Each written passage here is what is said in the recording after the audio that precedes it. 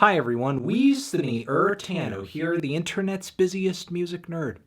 And it's time for a review of the brand new Weezer record, the Teal Album. It's another self-titled album from Weezer with a color behind them. With a new album of originals on the way, the Black Album, set to release later this year, Weezer has found time to hit the studio and deliver 10 tracks, 10 new recordings of cover songs that explore a pretty wide variety of old school synth pop and rock and R&B jams. It's a pretty tight collection of tracks at 36 minutes and features the works of Michael Jackson and a-ha, the Eurythmics, Black Sabbath, TLC, Electric Light Orchestra, and the cover that seemed to spark it all, Toto's Africa. If you remember last year, Weezer responded to this grassroots fan-backed campaign for them to cover Toto's Africa. Eventually, they came out with their own version of the soft rock classic, and miraculously, it ended up being one of their biggest hits in years. So why not go back to the well to see what else you could get out of it? With a full album of cover songs. Now, I did enjoy the Africa cover, even though it did elicit a lot of groans, and the prospect of an entire covers album seems to have elicited even more groans from Weezer fans or Weezer haters. The two are really difficult to tell apart at this point. Look, I'm aware as anybody else is that Weezer has a pretty rocky discography, but we are talking about the same band that did the Pork and Beans video, the same band that put an actor from the television series Lost on the front of one of their album covers, the same band whose frontman runs an Instagram page where he posts nothing but Weezer and Rivers Cuomo memes. Weezer's greatest sin across their discography is not having too much fun or just being silly. No, it's putting out sucky music. So if the band wants to have some fun, do something for the fun of it, and the music doesn't suck, who cares? I'd say that's a huge improvement, but sadly, Weezer's kind of caught in this place where they're like in a battle of the band that they are and the band that they've been for a long time versus the group a lot of their fans want them to be based on their first two records. What matters more than any of that is, are these covers good? Are the performances good? Do Weezer effectively put their own spin on any of these tracks? Are their renditions of these songs creative? As far as all of that goes, the Teal album it's a bit of a mixed bag. A majority of the cover songs on this record, though, they do follow a pretty simple formula, very much the same as the band's Africa cover. First, hit the listener with an intro that's almost a dead ringer for the original song that Weezer is covering. Then ease the listener into the realization that it is not the original, it is in fact a cover song by introducing a Rivers voice or maybe some other musical elements that provide a little bit of variation from the original cut. But make sure you're playing everything else pretty close to the blueprint so that nobody wants to turn it off immediately once they realize it's not the song that they know and love. And then once listeners are invested for like a full minute or so, then start bringing in some Weezerisms, a thicker, heavier, punchier mix, those roaring, chunky guitars. And this simple formula does lead to some pretty faithful and very entertaining renditions of Everybody Wants to Rule the World, of Sweet Dreams Are Made of This, as well as a Take On Me. There is also an amazing version of TLC's No Scrubs on this thing too. On this cut, Rivers is very self-aware that he is not exactly the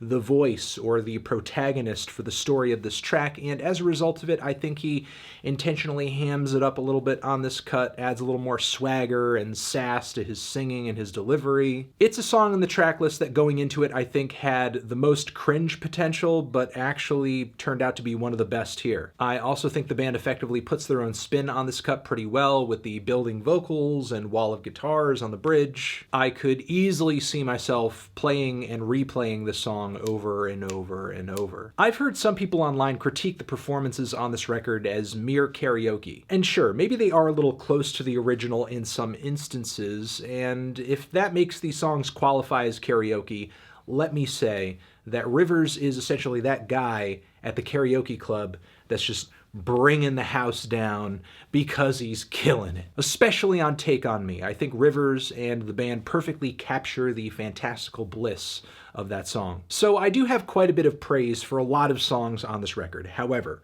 There are other cuts on here where I think the results are less than desirable, and the formula changes up usually for the worst. The band's take on Black Sabbath's Paranoid sees Weezer going from doing covers to literally like bad impressions of bands. Brian Bell's vocals on this cut just sound like bad Ozzy vocal cosplay. The thunderous, blown-out guitar chords and drums are very heavy, but I think the band's performance on this cut lacks the finesse that Sabbath originally brought to the table on this song. I think the group's version of ELO's Mr. Blue Sky leaves a lot to be desired too. The original cut's quirky and quaint mix is pretty great. Meanwhile, Weezer goes for something that is much plainer and average and heavier. I get that it's more in line with their usual sound, but the very stiff and peppy tempo of the track with a, I guess, sort of more straightforward delivery just feels like the band is trying to rush through the song. If they were going to play it this straight, I think they could have gotten a lot more soul out of it by slowing down the tempo and just doing this track a bit more passionately. Because the silly and playful demeanor of the original is where a lot of its appeal comes from, and Weezer has completely lost that. Weezer's rendition of Billie Jean, I think, borders on unintentionally hilarious, as Rivers does his best to not only sing the lead, but also recreate every single Michael Jackson ad-lib in the background too, which leads to a lot of weird and ridiculous vocal flubs and yelps and other contortions that I can't even describe.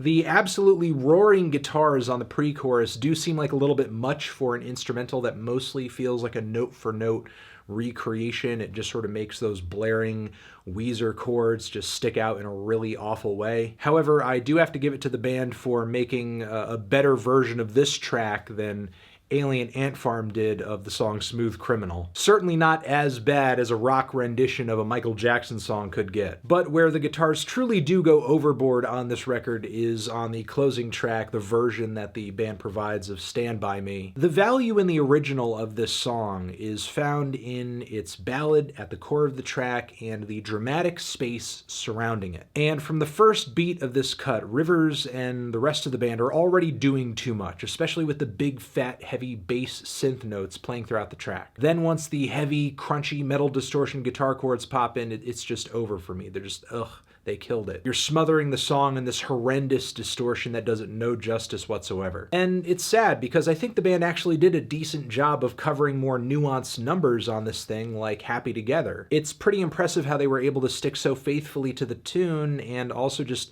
beef it up, make it heavier and louder, and still create that sense of euphoria when they blast into the very layered and very, very overwhelming hook. Overall, Teal, I think, is a somewhat entertaining release. There were only a few tracks here that were so bad that I winced, and even some of the weaker spots on this thing are at least worth a giggle. But for the most part, this record delivers some pretty fun performances and renditions of very enjoyable pop tracks. The band pulls these songs off pretty well. You know, I hate to trot out the, well, it's good for what it is defense, but, you know, as far as a covers album orchestrated by a pretty popular rock band, it is pretty decent for what it is. It's definitely not as bad as covers albums get. 6 Feet Under doing death metal covers of one AC/DC song after another, no thank you. And there are at least a few originals-based records in Weezer's discography that I actually prefer Teal to, quite frankly. I'm feeling a light to decent 6 on this thing. Transition, have you given this album a listen? Did you love it? Did you hate it?